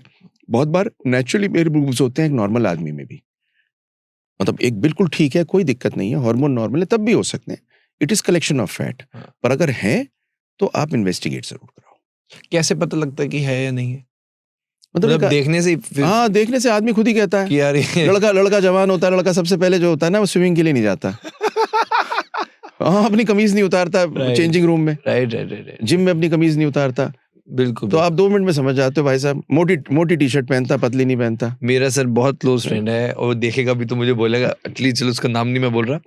सर मुझे पता नहीं था ये बात, पूरी कॉलेज लाइफ उसने ना खुली टी शर्ट्स डाली, शर्ट्स भी डालता था ना, जैसे उसका मान लो अगर एल है तो एक्सेल डालेगा, एल टी शर्ट या टी शर्ट्स में। तो बाद में उसने बताया यार कि ना मेरे मेल बूब्स थे और मुझे इतना लगता था अजीब कि भाई अगर मैं टाइट फिटेड डालूंगा तो कैसे वो बाहर निकलेंगे। तो मैंने फिर उसके ऊपर उसकी सर्जरी कराई। क्या सर्जरी कराना मेल बूब्स के लिए सही है? परफेक्ट है। आपको कॉस्मेटिक है, आई मीन मेल बूब्स अच्छे नहीं लगते आदमी को, एंड करानी आई थिंक अगर कोई कॉस्मेटिक सर्जरी वाकई आदमी को अपलिफ्ट करती है तो वो ये है। जिसके लो टेस्टोस्टेरोन होते हैं, ऐसे 3 क्या साइंस होते हैं? बढ़िया चीज पूछी। सबसे पहले तो अगर आपकी सेक्स डिजायर लो है, आपका टेस्टोस्टेरोन चेक करा लो। नंबर 2, अगर आपको फटीग और चिड़चिड़ापन लगता है, थके थकाए से रहते हो, आपको लगता है कि एनर्जी नहीं है, टेस्टोस्टेरोन चेक करा लो। तीसरी चीज, अगर आपका स्पर्म काउंट भी कम आ रहा है साथ में, तो टेस्टोस्टेरोन चेक करा लीजिए। अगर आपके पेट की चर्बी बढ़ रही है और आपका मसल मास कम हो रहा है, टेस्टोस्टेरोन चेक करा लो। टेस्टोस्टेरोन एक ऐसा हार्मोन है कि आपको जान के ताज्जुब होगा, आपके ब्लड की प्रोडक्शन से लेके, आपकी मसल की प्रोडक्शन से लेके, आपकी वाइटैलिटी से लेके, आपकी सेक्स डिजायर से लेके, हर चीज को अफेक्ट करता है। सर इसकी थोड़ी सी मैं अंडरस्टैंडिंग अपनी बेटर करना चाह रहा हूँ, आप मुझे बताइए, please correct me if I am wrong somewhere, कि टेस्टिकल्स में हमारा एक हार्मोन है जिसको हम टेस्टोस्टेरोन कहते हैं, और टेस्टोस्टेरोन स्पर्म को प्रोड्यूस करता है और पीनिस में सीमेन के थ्रू वो स्पर्म बाहर जाता है, करेक्ट? बहुत यार, इतने होशियार कैसे हो रहा है? डॉक्टर लगा दो नाम क्या? डॉक्टर लगा दो। मैं चाह रहा था इसे बोलना, और मैं सोचा था कैसे बोलूं और समझाऊं कैसे। मुझे एक बात बताओ, कोई ऐसा तरीका है कि मैं कागज पेन पे समझा सकूं? सर मजा आ जाएगा, बिल्कुल आ जाएगा। कैसे अभी वो उसमें पेन से बना लेता है। हाँ, अरे है ना? हाँ, ठीक है, लेट मी गेट इट। देखिए ऐसा है, ये हमारा ब्रेन है, इस ब्रेन में ग्लैंड है पिट्यूटरी और हाइपोथैलेमस, ये हमारी टेस्टिस है। ब्लड से 2 हार्मोन टेस्टिस पर आते हैं, ब्लड से। एक है LH, एक है FSH। जो LH है, इसने आके छोटे छोटे सेल होते हैं इसमें, लेडिग सेल, उनमें बनाया टेस्टोस्टेरोन। और FSH ने आने के बाद में इसमें ट्यूब्यूल्स होते हैं, इसमें बनाए स्पर्म। ये स्पर्म छोटे छोटे छोटे छोटे माइक्रोस्कोपिक होते हैं, ओके। जो मैच्योर होते हैं। पीछे ग्रंथि होती है एपिडिडमस इसमें, और इसके बाद में एक बारीक सी नली होती है जिसे वास बोलते हैं। नसबंदी नहीं बोलते, नसबंदी कर दीजिए, तो ये वास काटते हैं। ये पतली सी नली से स्पर्म आता है, और 2 ग्लैंड होते हैं, एक होता है प्रोस्टेट, एक होता है सेमिनल वेसिकल। इनमें बनती है सफेदी लिक्विड। ओके। इस लिक्विड में मिलते हैं और ये पेनिस के रास्ते इजैकुलेशन में बाहर आते हैं। तो अब इंटरेस्टिंग चीज देखिए, मैं इसी में आपको पूरी चीज को समझाता हूं। यस। आदमी को अगर एजोस्पर्मिया है, कि स्पर्म नहीं आ रहे, स्पर्म नहीं आ रहे, 3 जगह हो सकता है। या तो उसका LH और FSH में गड़बड़ है, हार्मोन कम है, पेट्रोल कम है, या ओरिजिनल डिजाइन में मैन्युफैक्चरिंग डिफेक्ट है टेस्टिस के अंदर, या ये जो रास्ता है पूरा यहां तक का, इसमें कोई खराबी है। ओके। अगर ये रुकावट है तो ऑब्स्ट्रक्टिव है, अगर हार्मोन या टेस्टिस का है तो नॉन ऑब्स्ट्रक्टिव है। राइट। अब क्वेश्चन ये आता है कि आदमी का स्पर्म इधर बन रहा है और ये सीमन आ रहा है, तो जो स्पर्म आदमी का जो सफेदी है वो इस ग्लैंड से आ सकती है। उसमें अगर इजैकुलेट आदमी कर रहा है तो इसका मतलब ये नहीं है कि उसमें स्पर्म होंगे, क्योंकि स्पर्म यहां से आएंगे। स्पर्म की क्वांटिटी 2.5 ml सीमन नॉर्मली आता है एक इजैकुलेट में। उसमें स्पर्म की क्वांटिटी बहुत छोटी होती है, वॉल्यूम वाइज बहुत छोटी। ओके। ये पूरा का पूरा स्ट्रक्चर है सीमन का। Got it. और हर बार स्पर्म नहीं आएगा? नहीं, स्पर्म तो हर बार आएगा, पर थोड़ा आएगा। थोड़ा नहीं है, वो क्या है, इस 2.5 ml में ये मान के चलिए कि 0.2 ml स्पर्म है, बाकी सब लिक्विड है। Got it. आएगा हर बार अगर बन रहा होगा, क्योंकि इसके अंदर करोड़ों स्पर्म रोज बन रहे हैं। और प्रेगनेंसी के लिए इतना स्पर्म ही काफी होता है? बहुत होता है। देखिए, प्रेगनेंसी के लिए आप बात समझिए, करोड़ों स्पर्म जाते हैं, हाँ। उनमें से सिर्फ अंडे के पास में 200 स्पर्म पहुंचते हैं। ओके। अगला दिखाऊं आपको? देखिए, ये यूट्रस है, इसकी 2 ट्यूब्स हैं, यहां अंडा बन रहा है। 1 महीने में एक औरत का 1 अंडा बनता है, रप्चर करता है, वो नली के अंदर चला जाता है, इंटरकोर्स होता है, कई करोड़ स्पर्म्स रिलीज होते हैं। इनमें से बहुत सारे यहां मर जाते हैं, बहुत सारे इसके रास्ते में सर्विक्स में मर जाते हैं। कुछ स्पर्म्स यहां से होते हुए अंडे के पास पहुंच के नले में मिलते हैं। तो कई करोड़ में से सिर्फ 200 स्पर्म मिलते हैं, जिनमें से सिर्फ 1 स्पर्म एंटर करता है। तो मैं हमेशा कहता हूं सैम दी स्पर्म, किलर स्पर्म, एक जाता है जो बच्चा बनाता है। तो चैंपियन ये होता है, तब जाके आपका ये एम्ब्रियो बनता है। ये एम्ब्रियो जाके बच्चेदानी के अंदर लुढ़क के गिरता है, बच्चेदानी इसे चिपकाती है, बच्चेदानी इसे पोषण देती है, ये बच्चा बड़ा बनता है, डिलीवर होता है और आपके हाथ में आता है। सर, ऐसा भी हो सकता है कि स्पर्म हेल्दी ना हो? बहुत बार होता है स्पर्म। इनफैक्ट सबसे बड़ी प्रॉब्लम ये है, देखिए, स्पर्म के अंदर एक होता है नंबर, काउंट, कम से कम 15 मिलियन होना चाहिए पर ml। एक होता है मोटिलिटी, रफ्तार, कम से कम 42% मोटाइल होने चाहिए। और एक होती है साथ में मॉर्फोलॉजी, कम से कम 4% की शक्ल सूरत ठीक होनी चाहिए स्पर्म की। बहुत बार होता है आदमी का नंबर कम है, कई बार होता है नंबर पूरा है लेकिन एक भी हिल नहीं रहा, अब हिलेगा नहीं तो पहुंचेगा कैसे? और कई बार बनावट खराब होती है, मॉर्फोलॉजी, शक्ल। तो ये पूरे पैरामीटर्स को समझ के देखना पड़ता है, क्या कारण है, क्या प्रॉब्लम है, दिक्कत क्या है। इसको हम कहेंगे quality of sperm. Quality of the sperm. लेकिन इसके आगे एक चीज ऐड करूं, आई होप कॉम्प्लिकेटेड तो नहीं हो रहा। नहीं एक इसकी चीज एक ऐड करता हूं। आपका नंबर कितना ही अच्छा हो, मोटिलिटी कितनी अच्छी हो, शक्ल सूरत कितनी अच्छी हो, सब फंक्शनल नहीं होते। मतलब अगर डीएनए खराब है स्पर्म का तो वो फंक्शनल नहीं होगा। एक 100 आदमियों की टुकड़ी है फौज की, उसमें 100 फौजी हैं, 100 की टुकड़ी है।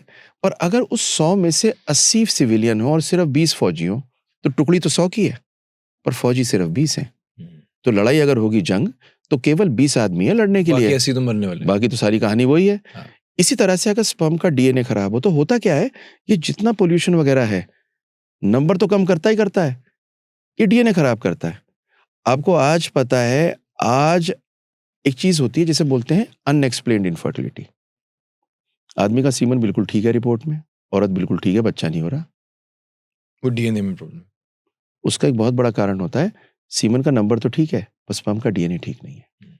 मैस्टरबेशन पॉर्न देखते हुए वर्सेस मैस्टरबेशन बिना पॉर्न देखते हुए ज्यादा डेंजरस क्या है? पॉर्न देखते हुए। क्यों? आदत बहुत बड़ी होती है, पॉर्न की एडिक्शन लगी एंड मास्टरबेशन से करोगे, ये साइकिल बन जाएगा। हाँ। अब मैस्टरबेशन का दूसरा एंड बताता हूं। Masturbation is sexercise for any human being who has erectile dysfunction or premature ejaculation. Example, premature ejaculation.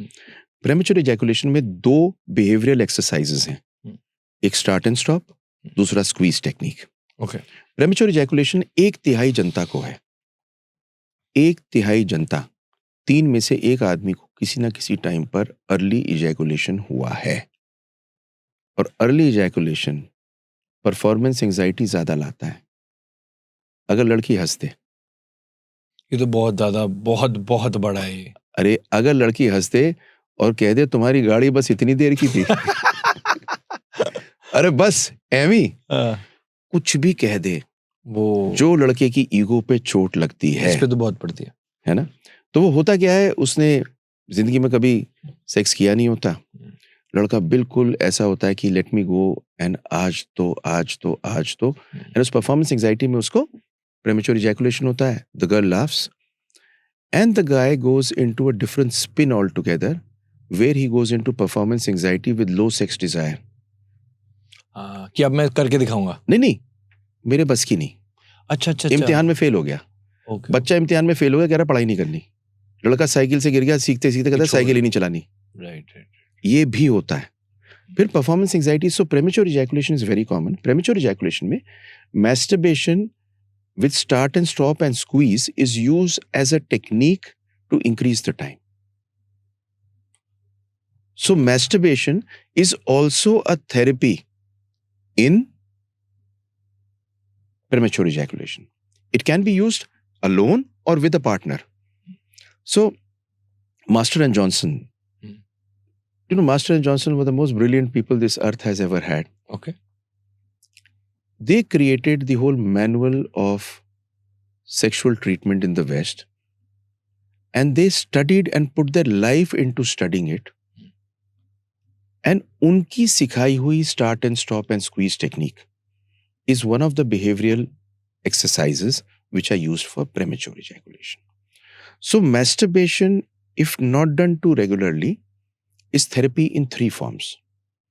It relieves you, relieves sexual anxiety, makes you calmer, may give you better sleep, and actually is, without a partner, a form of gratification. Now a lot of people may say कैसी बात कर रहे हैं, I mean, लेकिन मैं वो बात कर रहा हूं जो लिटरेचर में साइंटिफिकली वेस्टर्न लिटरेचर में स्टडीड है। But the moment it becomes more and an addiction, it takes the spin to the other side. Sure. जिसको प्रीमेच्योर इजैकुलेशन हो रहा है, जैसे आपने बताया कि मतलब कुछ रिपोर्ट्स भी बताती हैं हर 3 में से 1 मर्द को प्रीमेच्योर इजैकुलेशन होता है। जिसको हो रहा है उसको क्या करना चाहिए?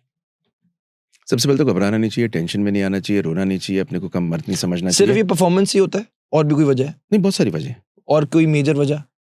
मेन वजह होती है ब्रेन का सेरोटोनिक सर्किट। बल्ब आप ऑन करते हैं, ऑन करके ऑफ करते हैं, ऑन करके ऑफ करते हैं। हाँ।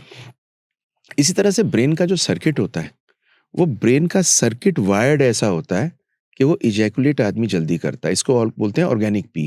देखिए, दो तरह की पी हो सकती है। हम्म। एक होती है शुरू से आदमी इजैकुलेट 1 मिनट से कम करता है। अब इसकी दो डेफिनेशन है प्रेमेच्योर इजैकुलेशन की। एक डेफिनेशन है कि आप 1 मिनट से कम में इजैकुलेट करते हो। दूसरी डेफिनेशन है आप जल्दी इजैकुलेट करते हो उससे जो आप चाहते हो, जो आपकी वाइफ को सेटिस्फैक्शन मिले। बट जो एक डेफिनेशन है 1 मिनट से कम की इजैकुलेशन की, वो कुछ लोगों को शुरू से होती है। I mean from the very beginning. This is because it is known as organic and the other is situational. आदमी को वाइफ के साथ नहीं हो रही, गर्लफ्रेंड के साथ हो रही है, होती है सिचुएशनल। ऑर्गेनिक का मेन कारण होता है ब्रेन का सर्किट ऐसा सेट होता है कि इरेक्शन इजैकुलेशन जल्दी होता है। That's a neurological circuit, serotonergic circuit. उस सेरोटोजेनिक सर्किट के लिए आप बहुत कुछ नहीं कर सकते, आप बिहेवियरल थेरेपी करेंगे। एग्जाम्पल देता हूं। सपोजिंग एक आदमी है, बहुत दूर दौड़ नहीं पाता, तो वो दौड़ना शुरू करता है कि लेकिन बिल्कुल निढाल होने से पहले रुक जाता है, राइट। सांस लेता है, फिर और दौड़ता है, फिर सांस लेता है, फिर दौड़ता है। तो वो होता क्या है कि 4-5 बार में वो दौड़ते दौड़ते अल्टीमेटली ज्यादा दौड़ पाता है। ऐसे एक आदमी डिस्चार्ज होने से जस्ट पहले रुक जाता है, फिर ट्राई करता है, स्टार्ट एंड स्टॉप, फिर पहले एकदम से रुक जाता है, फिर ट्राई करता है, फिर रुक जाता है, फिर रुक जाता है। अगर वो 4 बार ऐसा करके 5वीं बार में डिस्चार्ज होता है और इसे एक्सरसाइज की तरह लेता है, तो उसका सर्किट लंबा हो जाएगा। सिंपली कह रहा हूं, मतलब कोई इतनी सिंपली समझा नहीं पाएगा। ये है स्टार्ट एंड स्टॉप। नंबर 2 है स्क्वीज। स्क्वीज के अंदर क्या होता है दैट एंड अच्छा, this you can do during sex और during masturbation. Okay. Then the second is कि मैस्टरबेट भी अगर लंबा करना तो ऐसे कर सकते हो? हाँ, मतलब मैस्टरबेट अगर कर रहे हो, हाँ। आप प्रेमेच्योर इजैकुलेशन करते हो, हाँ। तो आप अगर मैस्टरबेशन को थेरेपी मानते हो, तो आप इजैकुलेट करने से पहले रुक जाते हैं, फिर आगे करते हैं, फिर रुक जाते हैं, फिर आगे करते हैं, जिससे आपसे टाइम लंबा हो जाए। ये प्रेमेच्योर इजैकुलेशन, इसका एक टेक्निक है, वो पूरा एक टेक्निक है। सेकंड इसके साथ में करते हैं which is known as squeeze technique. There is a particular way of squeezing in which if you squeeze just before ejaculation, ejaculation रुक जाता है।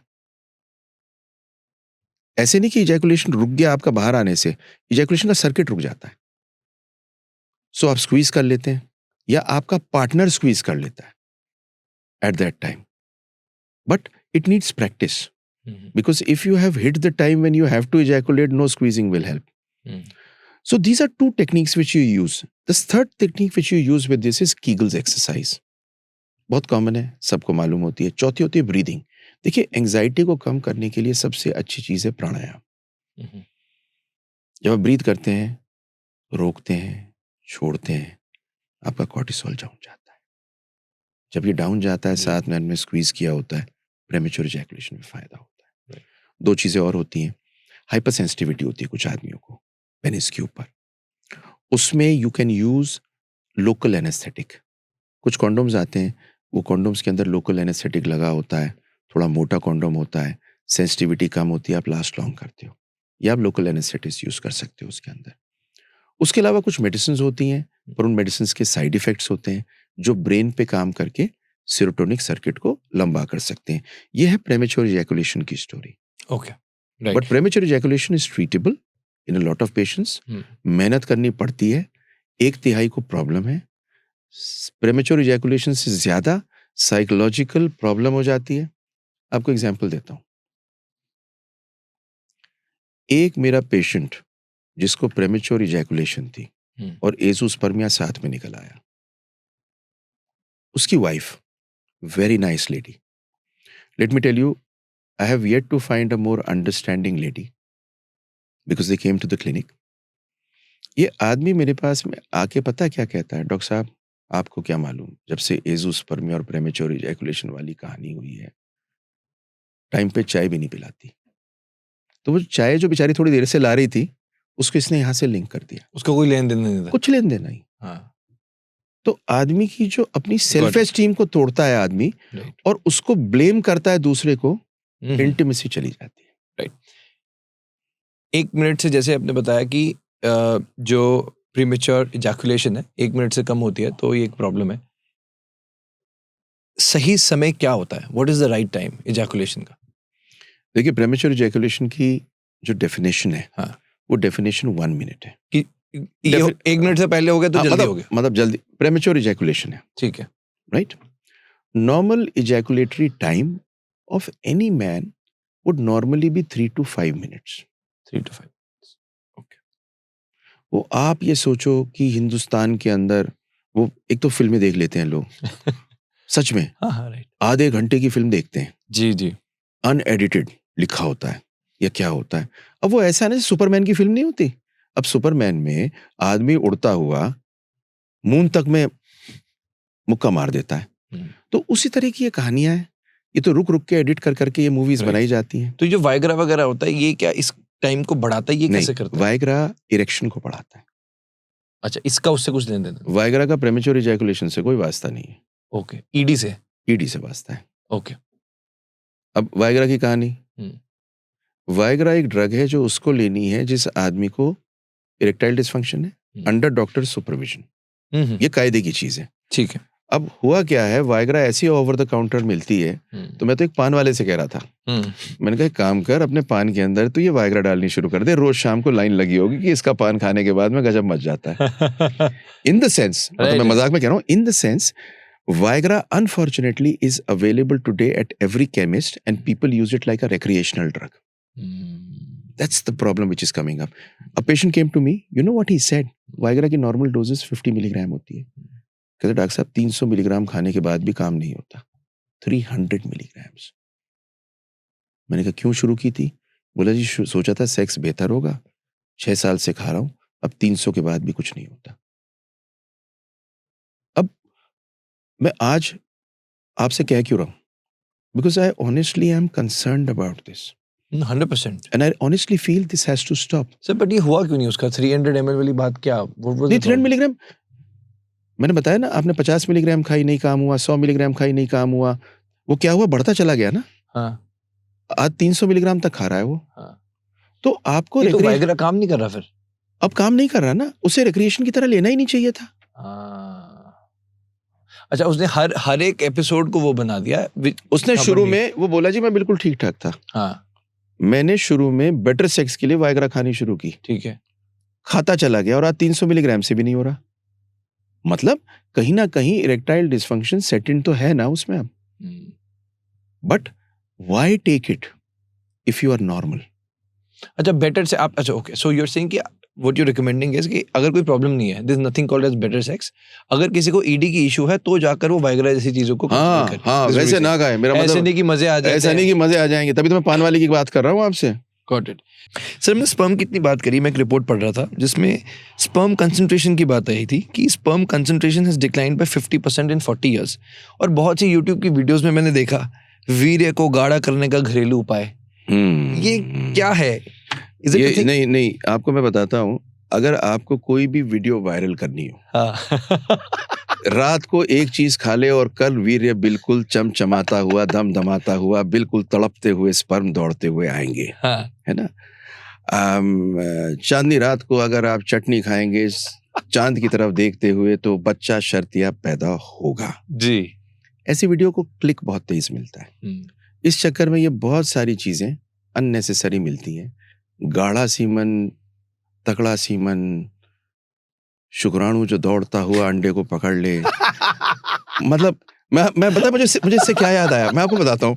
मैं जब छोटा था ना, तो मैं मेरठ से हूँ, तो हमारे शहर के अंदर ना इंग्लिश पिक्चर लगती थी। ये मैं आपसे बात कर रहा हूँ 40-45 साल पुरानी बात। तो इंग्लिश पिक्चर जब उस जमाने में लगती थी, तो इंग्लिश पिक्चर में एक टाइटल देते थे, वो हिंदी सब टाइटल, हिंदी टाइटल, अंग्रेजी तो समझ में आती नहीं थी लोगों की। तो वो ऐसा होता था कि जैसे एक पिक्चर आई थी चिटी चिटी बैंग बैंग, बच्चों की पिक्चर थी। तो उसमें ना पता उन्होंने टाइटल हिंदी में क्या दे रखा था, घाघरे में धूम धड़ाका। अब उसका कोई वास्ता नहीं है, पर वो घाघरे में धूम धड़ाका के चक्कर में पूरी पब्लिक घुस गई हॉल के घुस अंदर। गई, हाँ, राइट, घुस गई ना। हाँ, एक वहां पर दीवारों पे लिखा होता था बड़ा बड़ा, सर्दियां आ गई हैं, ताकत का खजाना भरपूर कर ले। अब ये सब क्या है? क्या है ये बताओ? उस जमाने के वॉल पे लिखे हुए, सिनेमा घर में लिखे हुए क्लिक बेट थे, और आज क्लिक बेट ये मिलते हैं। आप सर बाहर, आप सड़कों पे तो देखते हैं ना वहाँ पे कि सेक्स के रोगों के लिए संपर्क करें, 7 दिन में मजबूती, 8 दिन में मजबूती, सारी समस्याओं का हल 1 मिनट, ऐसा। धात तो उन्होंने फैला रखी है। वो जैसी मिलते हैं सबसे पहले पूछते हैं, तूने हस्त मैथुन किया? तेरे को धात आती है? नाइटफॉल तो नहीं हुआ? मिल मिला के जो बेचारा वो लड़का है ना, वो अब जिंदगी भर का मरीज बन गया। Right right. तो सर क्या अब थोड़ा स्पर्म कंसंट्रेशन की बात करें, क्या है ये वीर्य को गाढ़ा, is it a thing, what is it? नहीं, वीर्य को गाढ़े की कोई कहानी नहीं है। अगर आपका सीमन, ये बहुत इंटरेस्टिंग चीज है, सीमन निकलने के बाद में लिक्विफाई होता है। स्ट्रक्चर ये होता है कि एक पेनिस में से कोई बिल्कुल थिक सीमन नहीं निकलता, निकलते ही कोएगुलेट करता है। कोएगुलेट करने के थोड़ी देर बाद वो लिक्विफाई करता है। लिक्विफाई नॉर्मली वजाइना के अंदर करता है, जिससे वो लूज हो जाता है, उसमें से स्पर्म्स निकल के और तैरते हुए यूट्रस के मुंह में जाते हैं, जिसे सर्विक्स बोलते हैं। सर्विक्स में छोटे छोटे छोटे छोटे क्रेप्स होते हैं जो एबनॉर्मल स्पर्म को पकड़ लेते हैं, और उसमें से छनते हुए फिल्टर होकर स्पर्म ऊपर जाता है। भगवान की बनाई हुई प्रक्रिया, ऐसी रचना है कि क्या बताएं। अब इसके अंदर गाढ़ेपन की कहानी कोई नहीं है। सच ये है कि स्पर्म की concentration is sperm count. Sperm count should be at least 15 million. It used to be on an average double 40 years back, 30 years back, is gone down. Count बढ़ाने का कोई पर से मेजरली, अगर टेस्टोस्टेरोन खराब नहीं है, हार्मोन्स खराब नहीं है, कोई बहुत मेजर दवाइयां नहीं होती। लेकिन स्पर्म काउंट को आप नेचुरली प्रिवेंट कर सकते हो खराब होने से through whatever I have told you. Okay, तो गाढ़ा इज अ रॉन्ग वर्ड। गाढ़ा सिग्निफाई करता है कि शायद स्पर्म काउंट बढ़ाएंगे, क्योंकि आदमी को ये लगता है मेरा वीर्य बहुत पतला है, तो उसे लगता है वो अगर वीर्य पतला है तो स्पर्म कम कुछ है, प्रॉब्लम है, तो स्पर्म कम है। पर स्पर्म कम होने पतले वीर्य में भी हो सकते हैं, गाढ़े वीर्य में भी हो सकते हैं। तो गाढ़े पतले की इसमें कोई कहानी नहीं है। और कुछ उसमें there is nothing that 1 minute में हो जाएगा, साथ में नहीं ऐसा है। हाँ। वो तो मैंने आपको बताया ना, हाँ। चिटी चिटी बैंग बैंग। सर जैसे हम सेक्स की जब बात कर ही रहे हैं, हमने ऑलरेडी बहुत सेक्स की बात कर लिया, स्पेसिफिकली मेल सेंट्रिक एपिसोड है ये। अब लड़कियां भी देख रही होंगी, और सर बहुत ज़्यादा ये इशू रहता है कि सेक्स जब किया जाए तब कैसी पोजीशंस होनी चाहिए, because you have already talked about it. क्या प्रेगनेंसी के लिए कोई ऐसी पर्टिकुलर सेक्स पोजीशन होती है? शुरू करता हूँ एक अजीब सी धारणा से। Please sir. कामसूत्र में 64 पोजीशन लिखी गई, पर आज के दिन में सेक्स पोजीशन गूगल से ढूंढी जाती है। और सबसे नायाब सेक्स पोजीशन गूगल में ढूंढ के सोचते हैं ये ठीक है जी। तो दो अलग चीजें हैं। अगर आपको बेबी चाहिए, बेबी के चाहिए के लिए दो चीज समझनी है। नंबर 1, आपका जो यूट्रस होता है, उसका जो माउथ होता है, उसके पास में डिपॉजिट होना चाहिए सीमन, जिससे वहां पर डिपॉजिट हो, जिसमें से स्पर्म ऊपर चला जाए। उसके लिए probably the best position is a missionary position. ठीक है, the regular position, missionary position. Okay. Now, there are few studies which say that you can keep a pillow under to keep it a bit tilted up. There is no proof for it, but it could be kept. एक study क्या है कि IUI, intrauterine insemination, जब हम करते हैं तो उसके अंदर हम स्पर्म्स को यूट्रस में इंसेमिनेट करते हैं। तो उसमें यह था कि अगर आप IUI करने के बाद में 5 से 10 मिनट लेटते हैं तो प्रेगनेंसी रेट शायद बेटर हो सकता है। तो मैं कहता हूं कि सेक्स के बाद में अगर आप 5 से 10 मिनट लेटते हैं तो कोई नुकसान नहीं है। मोस्ट इंपॉर्टेंट इज लुब्रिकेंट क्या यूज करते हैं। अनफॉर्चुनेटली अगर आप फोर प्ले करते हो अच्छा, विच इज द बेस्ट, आपको लुब्रिकेंट की जरूरत नहीं होगी। पर अगर आप लुब्रिकेंट यूज करते हैं तो, और किसी भी रूप की पेट्रोलियम जेली यूज करते हैं, कोई भी ये रंग रोगन वाले करते हैं, फ्लेवर्स वाले करते हैं, ये स्पर्म को किल करते हैं। to use a water based lubricant. Sputum ना लगाएं, इन्फेक्शन होने का चांस रहता है। अब आते हैं बेबी पैदा करने पे। तो देखिए, पोजीशन से ज्यादा इंपॉर्टेंट है टाइमिंग। टाइमिंग लाएगा बच्चा। जी। अब एक स्टेटमेंट बोलूंगा खटाक से, best position wrong timing equal to no baby, and best timing any position equal to baby on the way. तो होता क्या है इसके अंदर? इसके अंदर क्या है कि आपका जो स्पर्म है 5 दिन जिंदा रहता है औरत की ट्रैक में, और अंडा 24 घंटे के लिए तैयार होता है फर्टिलिटी के लिए। तो जिस टाइम पर अंडा रिलीज हो, स्पर्म वहां बैठा होना चाहिए इस्तकबाल करने के लिए, और उसके लिए जरूरी यह है कि आपने ओवुलेशन से पहले सेक्स किया हुआ हो। तरीका सिंपल है। ओवुलेशन को अगर आप जज करना चाहते हैं, ओपी के किट से कर लीजिए। एलएच सर्च देखता है, ओपी के किट, जैसे आप यूरिन प्रेगनेंसी टेस्ट करते हैं ऐसे एलएच देखते हैं। अगर आप देख लेते हैं, जैसे ही ओपी के किट में आता है एलएच सर्च, आप सेक्स कर लीजिए अगले 5 दिनों तक। चाहे तो रोज कर सकते हैं, चाहे तो एक दिन छोड़ के एक दिन कर सकते हैं। एक दिन छोड़ के एक दिन क्यों कह रहा हूं? बहुत बार रोज बहुत बड़ा प्रेशर बन जाता है, और इस प्रेशर में टेंशन हो जाती है और आदमी हो जाते हैं परेशान, और इरेक्टाइल डिसफंक्शन हो जाता है। एक दिन छोड़ के एक दिन कर लीजिए। I think that's the best time. कोई वर्स्ट पोजीशन होती है? पता नहीं कुछ वर्स होती है नहीं होती, लेकिन अब कोई खड़ा होकर करना चाहे, ग्रेविटी के अगेंस्ट जाना चाहे, तो मुझे नहीं पता उससे नुकसान होता है नहीं होता। पर एक चीज मुझे पता है, लोग इससे टेंशन में होते हैं कि सीमन बाहर निकल गया। हर आदमी कहता है जी हम सेक्स के बाद में हमारा सीमन बाहर आ जाता, हमारा तो बच्चा नहीं होगा। ऐसा कुछ नहीं है, बहुत थोड़ी सी क्वांटिटी चाहिए होती है। हाँ। अगर वो ठीक जगह पे हो, मोटिलिटी ठीक हो, अंडा टाइम पे रप्चर्ड हो, आपका स्पर्म उस पे पहुंच जाए, तो प्रेगनेंसी हो जाए। परफेक्ट। आई थिंक सर हमने बहुत कुछ डिस्कस किया ऑलरेडी, और वो सो मच फन। एनी जाने से पहले कोई आपको बहुत सारे यंगस्टर्स सुन रहे हैं, लड़के सुन रहे हैं, लड़कियां सुन रहे हैं, उनको कुछ मैसेज देना चाहेंगे? दूंगा, जरूर Please. दूंगा। देखिए, मैं I believe in a celestial truth. जी। There are 3 things which every human being wants, whether it's young, whether it's old, whether it's a youth, whether it's a baby. And these 3 celestial truths are happiness, peace and freedom. And खूबसूरत बात पता है क्या है? ये तीनों चीज देने से आती है। तो लोगों को फ्रीडम दो, मिल जाएगी। हैप्पीनेस दो, मिल जाएगी। पीस दो, मिल जाएगी। Because we all were born for this. Very well said. And you know, I want to give a small message Please, sir. to people. Please don't delay love. Don't delay health. Don't delay happiness. And definitely don't delay parenthood. Love you all. Beautiful. Loved it. Thank you so much. Oh, thank you. Thank you so much. आज का पूरा show देखने के लिए दिल से शुक्रिया। Episode कैसा था मुझे कमेंट सेक्शन में जरूर बताइएगा। चैनल को सब्सक्राइब भी अवश्य करें, क्योंकि सुपर टॉक्स एक मूवमेंट है जो हमारे देश का भविष्य उज्जवल बना रहा है। जय हिंद।